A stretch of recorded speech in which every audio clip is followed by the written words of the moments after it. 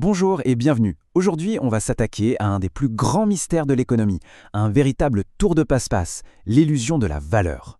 Qu'est-ce qui fait qu'une chose vaut quelque chose au juste? Alors, installez-vous bien parce qu'on va tirer le rideau et le spectacle va commencer. On commence fort avec cette citation de l'économiste Jean-Baptiste Say qui date quand même de 1852 et pourtant elle est d'une modernité folle.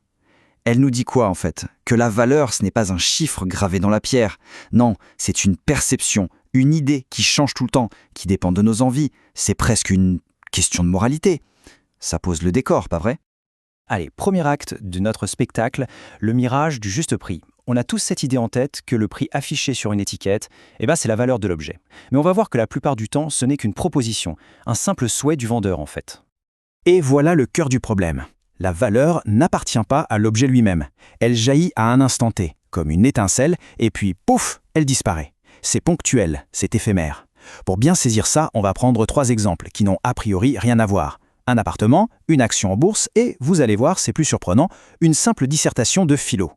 On commence donc par du concret, du solide, un appartement. C'est l'exemple parfait pour voir comment cette fameuse valeur, qu'on imagine bien ancrée dans les murs, peut en réalité apparaître et s'évanouir en un claquement de doigts. Alors, imaginez la scène. On a 2 appartements, des jumeaux parfaits, même surface, même étage, côte à côte. Bien sûr, on peut demander une estimation à des agents immobiliers, ils vont sortir leur calculette, regarder les ventes du quartier, mais là, tout de suite, maintenant, quelle est leur vraie valeur? Eh bien la réponse, elle est un peu déroutante. On n'en a absolument aucune idée. Tant qu'il n'y a pas de vente, n'importe quel chiffre qu'on avance n'est rien d'autre qu'une supposition, de la pure spéculation. Le propriétaire lui-même ne fait qu'imaginer ce que vaut son bien. Il n'a aucune certitude. Et c'est là que ça devient fascinant. Regardez bien. À 14 heures pile, la vente se fait, 280 000 euros. Là oui, on connaît la valeur. C'est un fait, c'est acté. Mais attention, 1 minute plus tard, à 14h01, cette information est déjà de l'histoire ancienne. La valeur, elle, est redevenue un mystère complet. L'auteur de notre source, il n'y va pas par 4 chemins. Pour lui, se baser sur les ventes passées pour deviner une valeur future, c'est, je cite, un calcul à la con. Pourquoi? Parce que c'est une méthode qui est fondamentalement faussée. On ne se base pas sur une réalité, mais sur une estimation d'une réalité qui n'existe déjà plus. Revenons à nos 2 appartements. Celui de droite a été vendu. Ok. Mais depuis, un tramway a été installé juste devant. Alors, bonne nouvelle pour les transports ou mauvaise nouvelle pour le bruit. Sa valeur a déjà changé. Et celui de gauche, il n'est pas vendu, parce que, pas de chance, les acheteurs potentiels détestent le carrelage. Sa valeur dépend donc de quelque chose d'aussi subjectif que le goût. Bref, impossible d'utiliser la vente de l'un pour connaître la valeur de l'autre. Allez, on passe au deuxième acte. Accrochez-vous, on entre dans le monde de la bourse. Là, l'illusion est encore plus spectaculaire. On va voir comment des fortunes colossales ont l'air de se faire et de se défaire en un clin d'œil, comme par magie. Alors, suivons ce petit parcours, c'est très simple. On achète une action à 100 euros. Super. Quelque temps après, on regarde le cours. Elle est affichée à 120 euros. Et là vient la question piège. De combien est-on plus riche? La réponse? De 0. Absolument rien. Ce gain, il n'existe que sur le papier. C'est une hypothèse. Et c'est là toute la différence. Elle est cruciale. D'un côté, il y a la valeur estimée, celle qui danse la gigue toute la journée. 120, 130, puis 80, ça, c'est l'illusion. Et de l'autre, il y a le gain ou la perte réelle qui ne bouge pas, qui reste bloqué à 0 tant qu'on n'a pas vendu. Ça, c'est la réalité.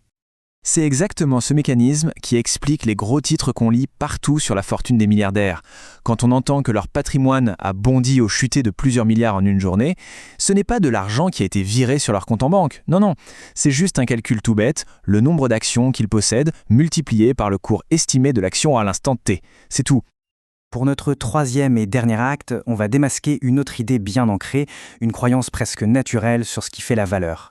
Et pour y arriver, on va prendre un exemple qu'on n'attend pas du tout ici, la notation d'une copie de philo. Intuitivement, on est nombreux à penser ça, c'est ce qu'on appelle la théorie de la valeur travail. En gros, l'idée c'est que plus on a travaillé sur quelque chose, plus cette chose devrait avoir de la valeur. Ça semble logique, non? Eh bien, on va voir que la réalité est un peu plus tordue. Imaginez un élève qui se plaint de sa mauvaise note en disant « Mais monsieur, j'ai passé 6 heures dessus ». Et là, le professeur lui répond cette phrase qui est juste géniale « Je ne paye pas au temps passé ou au poids ». En une seule phrase, il vient de démolir toute la théorie de la valeur travail.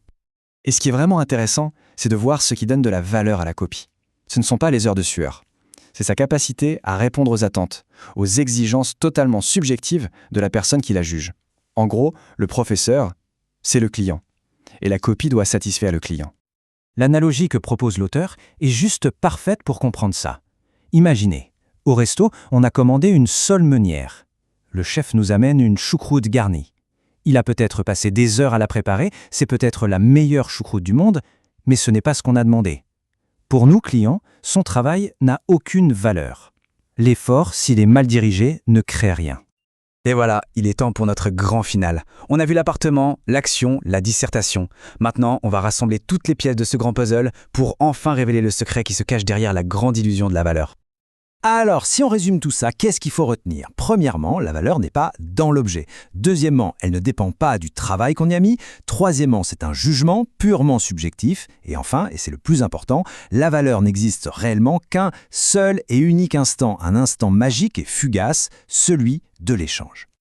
On connaît tous la fable de La Fontaine, la laitière et le pot au lait. Perrette, avec son pot sur la tête, s'imagine déjà riche. Elle achète un veau, une vache, un cochon. Mais tout ça, c'est du rêve. Tant que le lait n'est pas vendu, la valeur est purement imaginaire.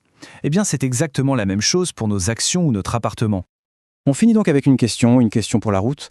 Cette voiture garée dans l'allée, ce vieil ordinateur sur le bureau, après tout ce qu'on vient de se dire, combien ça vaut, vraiment? Eh bien, la réponse, aussi folle soit-elle, c'est que personne ne le sait. Personne. Jusqu'à l'instant précis où quelqu'un sera d'accord pour l'acheter à un certain prix. Et même à ce moment-là, cette certitude ne durera qu'une seconde. Fascinant, non?